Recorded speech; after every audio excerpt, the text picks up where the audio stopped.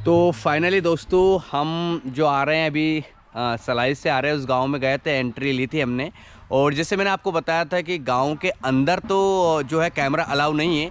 उन लोगों ने साफ मना कर दिया कि आप कैमरा यहाँ नहीं चला सकते हो। लेकिन दरअसल हमने एक कहानी सुना देता हूँ मैं आपको। एक जो है सेक्स वर्कर के पास हम गए थे। उससे पूछा जब कि बताइए आप कितना चार्ज करोगी और कितने देर के लिए चार्ज करोगी। तो उसने कहा कि हमारा जो रेट है वो तो 300 रुपये है और आप जो भी है पूरी तरीके से सेटिस्फेक्शन आपको मिल जाएगा। तमाम तरह की उसने बातें हमसे की, है ना। यहीं से हमने एंट्री ली थी। आपको बता दें पीछे बोर्ड लगा हुआ है। तो हमने कहा कि मुझे 1 घंटा आपका चाहिए, बताइए कितना रुपये लोगे आप। बोला कि 1 घंटा हम जो है वो नहीं करते हैं, 1 घंटे के लिए हम जो है वो बुक नहीं होते हैं, क्योंकि हमारे बहुत सारे कस्टमर 1 घंटे में आके चले जाते हैं।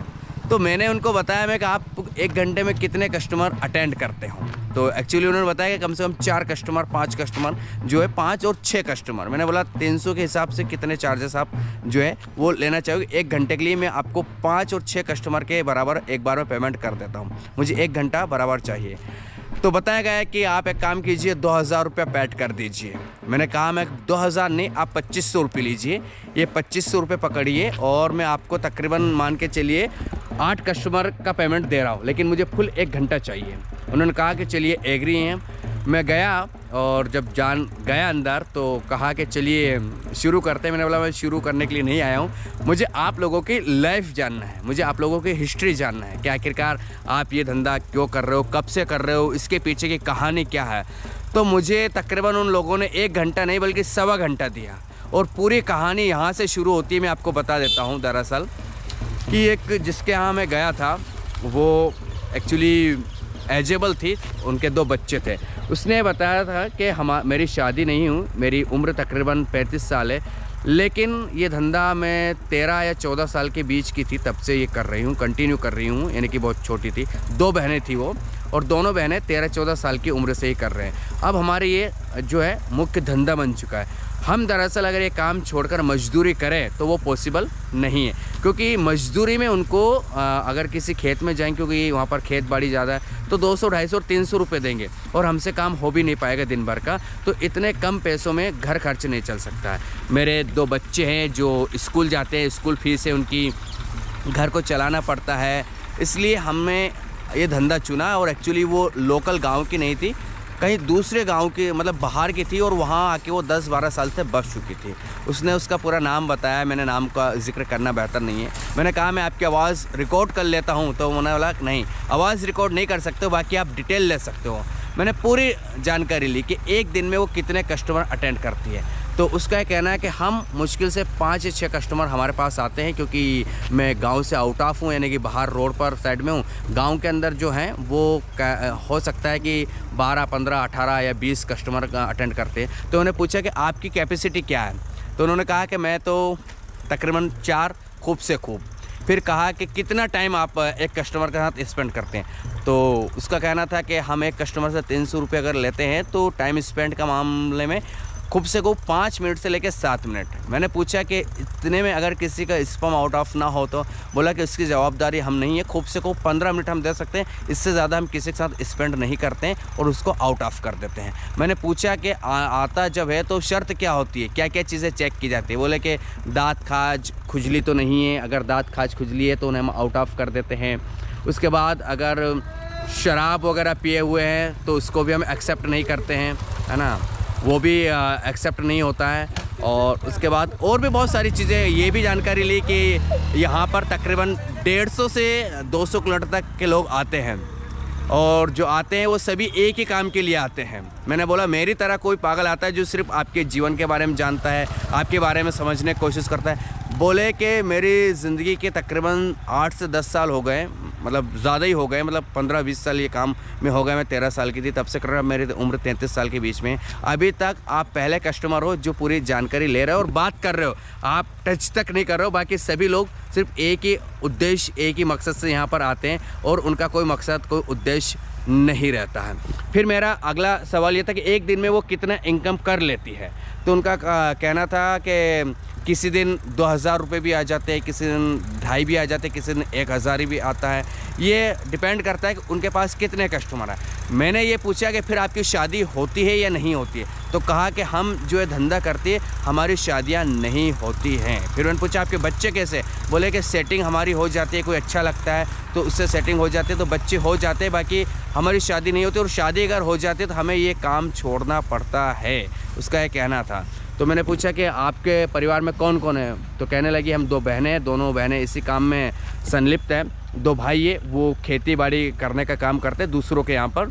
एक माँ है, वो कुछ नहीं करती है, और बस यही। और दोनों भाइयों के 2 बहुएँ हैं, मतलब 2 उनकी दोनों भाइयों की वाइफ भी है। वो इस धंधे में लिप्त नहीं है, वो घर से बाहर नहीं निकलती है। उनसे ये पूछा कि आपके पास अभी कितने पैसे कलेक्ट होंगे, तकरीबन कितने पैसे आपने कमा लिए होंगे। तो कहने लगी कि नहीं, ऐसा तो कोई पैसे कलेक्ट तो हमने नहीं किए हैं, लेकिन हाँ खर्चा पानी हमारा चलता रहता है। अगर मान लो कोविड जब आया था तब धंधा बहुत मंदा पड़ चुका था, उस समय पेमेंट हमारे पास इतनी नहीं थी, लेकिन हाँ हमें ज़रूरत नहीं पड़ी। ये है कि ठीक है, एक बढ़िया था कि हमें ज़रूरत भीख ना मांगना पड़ी, हमें ज़्यादा मेहनत नहीं करना पड़ी। फिर मैंने पूछा कि चलिए ठीक है, आपने सब चीज़ें बता दी, अब ये बताइए कि एक्चुअली आप जो ये काम कर रहे हो ये कब तक करोगे। तो उनका कहना है कि ये जब तक होगा, जब तक शरीर साथ देगा, तब तक हम कंप्लीट करते रहेंगे। मैंने कहा कि आपका जो बच्चे हैं वो क्या सोचते हैं, तो वो जो भी सोचते हैं उनको हम यही जवाब देते हैं कि फिर तुम्हारी पढ़ाई लिखाई कैसे होती है, मजबूरी में। यानी कि आप सीधी सी बात है, वो एक ही नाम लेते हैं कि हम ये सब मजबूरी में कर रहे हैं, लेकिन हकीकत तो ये है कि मजबूरी के साथ साथ पैसे कमाने का ज़रिया उनका है। यानी कि जिनके पास में गए तो हाँ वाकई में वहाँ कस्टमर की वेटिंग नहीं होती है, लेकिन जब अंदर गांव में आप जाते हो तो वहाँ पर कस्टमर आपको एक घर के सामने 7-8 कस्टमर 5, 4, 3 ऐसे वेटिंग करते हुए मिलेंगे। और अंदर गाँव में रेट भी बहुत ज़्यादा है, यानी कि 500 रुपये तक भी है, 600 रुपये तक भी हैं। और ये गांव से आउट ऑफ एक कमरा बना हुआ था इनका खेत के पास। यहाँ इनका जो चार्जेस है वो 300, गांव में भी 300 350 के चार्जेस की मिलती है, लेकिन ये दरअसल इनके कुछ कंडीशंस थे। ये ऐसा बताया कि हम पूरे कपड़े वपड़े नहीं निकालते हैं, और दूसरी बात ये कि जो कस्टमर की और डिमांड रहती है उसको हम पूरा ज़्यादा नहीं करते। सिर्फ एक काम है कि आपको जो करना है वही कीजिए, उसके अलावा आपको कोई भी चीज़ करने की परमिशन नहीं है। तो ये पूरी जानकारी मैंने उनसे ली, पूरी डिटेल जब मैंने उनके बारे में जानी कि ये आप जो कर रहे हो इसके पीछे आपको कोई फिजिकल पेन नहीं होता, फिजिकल दर्द नहीं होता है, क्योंकि आप 12-13 साल की उम्र से कर रहे हो, आपको फिजिकल पेन भी होता होगा, दर्द भी होता होगा। तो उनका यही कहना है कि पेन वैन तो होता है लेकिन हम सहन करते हैं। पेन अगर होता है तो क्या करें, सहन करते हैं, किससे कहें। और मैंने ये भी पूछा कि आप तो एक्चुअली जो है मुंह में तंबाकू रखते हैं, कस्टमर आपके तंबाकू खाने से नाराज़ नहीं होते हैं। तो कहने लगी कि हाँ कुछ कस्टमर कहते हैं कि तंबाकू थूको, बाकी कुछ कस्टमर कहते हैं ठीक है। फिर मैंने उनकी छोटी बहन को बोला कि आपकी छोटी बहन को पहुंचाइए, मैं उनसे कुछ डिटेल लेना चाहता हूं। तो छोटी बहन की उम्र तकरीबन 22 साल रही होगी, और वो 4th क्लास तक पढ़ी थी और बहुत हैंडसम थी। मैंने उनसे पूछा कि आप भी यही कर रहे हो, कि हाँ यही कर रहे हैं, और नाम बताया, सारी चीज़ें। तो बोला कि कब तक करते रहोगे, तो वही जवाब कि जब तक शरीर साथ दे। मैंने कहा कि कितने कस्टमर अटेंड आप कर सकते हो, बोले 4 से 5 कस्टमर मैं अटेंड करती हूँ, इससे ज़्यादा नहीं करता हूँ। बोला कि कस्टमर की डिमांड कि कुछ भी नहीं, नॉर्मली चीज़ हमें करना होती है, बस उससे ज़्यादा कुछ नहीं है ना। और जो वो कंडोम यूज़ करते हैं वो उस्ताद के करते हैं। मैंने कहा ये फट जाएंगे, लोकल होते हैं, फट जाए तो। बोला नहीं फटते, ऐसा कुछ नहीं होता है। देखिए बहुत सारी चीज़ें मैंने 1 घंटे तक क्या क्या जानकारी ली होगी, ये मैंने आपको इसको शॉर्ट बात में बता दी। कहने का मतलब यही है कि गांव में तकरीबन 30 से 40 घर हैं जो इस धंधे में लिप्त हैं। एक साइड में उनका घर है, मतलब मोहल्ला बसा हुआ, और एक साइड में गुज्जर लोग हैं। जो गुज्जर लोग के एरिया में मैं गया था, मैंने जिक्र किया है, और एक साइड में वो है। वहाँ पर दिन भर रविवार के दिन बहुत कस्टमर आते हैं, इतने कस्टमर आते हैं, यानी कि मैं सुबह से देख रहा हूँ, सुबह 10 बजे से यहाँ इस गाँव में घुसा हूँ, तकरीबन मैंने 500 गाड़ी अपने नज़रों से देखी होगी, 500 मोटरसाइकिल, 4 व्हीलर कम से कम 50 4 व्हीलर आई होगी, और हर गाड़ी पे 3 व्यक्ति, दो से कभी भी मुझे सिंगल नज़र नहीं, अधिकांश गाड़ी पर 2 और 3, 2 और 3। तो आप सोच सकते हैं कि उनका कम से कम वो एक दिन में यहाँ पर 1000 से ज़्यादा कस्टमर जो है आते होंगे, और 1000 कस्टमर को आप 400 मान के चल कैलकुलेट कर लीजिए, इतनी उनकी एक दिन में अर्निंग हो जाती होगी। और लोग यहाँ पर बहुत दूर से भी आते हैं, संडे के दिन ज़्यादा इसलिए आते हैं क्योंकि छुट्टियाँ होती हैं। कोई कहता है कि भोपाल से आता है, कोई कहता है मंडी द्वीप तक भी आता है, और फिर राजगढ़ ज़िले से आते हैं। तो ये इनकी पूरी कहानी है। गांव के जो गुज्जर लोग हैं वो परेशान तो है, कहते हैं कि हमारी बदनामी यहाँ होती है इनकी वजह से और बहुत सारी चीज़ों का सामना करना पड़ता है। सलाई गांव से हमारी पहचान है ज़्यादा, हम कहीं जाते हैं तो हमें नाम लेने में शर्म आती है, लेकिन क्या करें, ले रहे हैं। और जो है उनके बच्चे एजुकेशन ले रहे हैं, जिनके भी बच्चे हैं जिन्होंने सेटिंग से अपने बच्चे करवाए हैं, जिन्होंने शादी नहीं की, किसी सेटिंग हुई और बच्चे हो गए पैदा, लगाव हो गए और उनसे बच्चे पैदा हो गए, उनके बच्चे पढ़ रहे हैं और अच्छी जगह पढ़ रहे हैं। अधिकांश के बच्चे अच्छी जगह पढ़ रहे हैं। गांव के अंदर बहुत अच्छा कह सकते हैं, उनके मकान बने हुए हैं, बहुत अच्छी उनके पास प्रॉपर्टी है और कह सकते हैं कि अच्छी इनकम उनके पास होती है। जब उनसे ये भी पूछा कि यहाँ पर सरकार वगैरह रेड मतलब प्रशासन रेड नहीं डालता है, तो बताया कि हाँ कभी कभी पुलिस रेड डालती है, लेकिन उसके बारे में जो है वो सारी एडजस्ट हो जाती है, मतलब कोई बड़ी बात नहीं है, होता रहता है नॉर्मली। वहाँ कलेक्टर साहब भी पहुँचे हुए थे और कलेक्टर साहब भी समझाइश दी थी, लेकिन कुछ असर नहीं हुआ।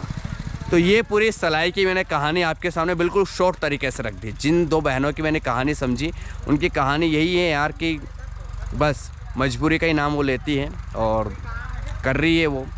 तो मैंने उनका कहा छोड़ क्यों नहीं दे, जॉब क्यों निकले, तो वही कहना कि जॉब में 200-250 रुपये मिलेंगे और 200-250 में हमारा गुजारा नहीं होता, हमें ज़्यादा इनकम की ज़रूरत होती है, घर परिवार बड़ा है इसलिए हम ये धंधा करते हैं। ये पूरी उनकी कहानी है जो मैंने आपको सुनाई। तो कैसी लगी ये कहानी वीडियो? अंदर गांव में उनका माहौल तो मैं नहीं दिखा पाया, मैंने बहुत रिक्वेस्ट की, बहुत रिक्वेस्ट, मैंने यहाँ तक कहा 5000 रुपये ले लीजिए, आपकी आवाज़ में मुझे कुछ चीज़ें शूट करवा दीजिए, मैं आपकी आवाज़ रिकॉर्ड कर लेता हूँ। तो उन्होंने लास्ट तक डिनाई किया, लास्ट तक मना करते रहे कि नहीं ये तो पॉसिबल नहीं है।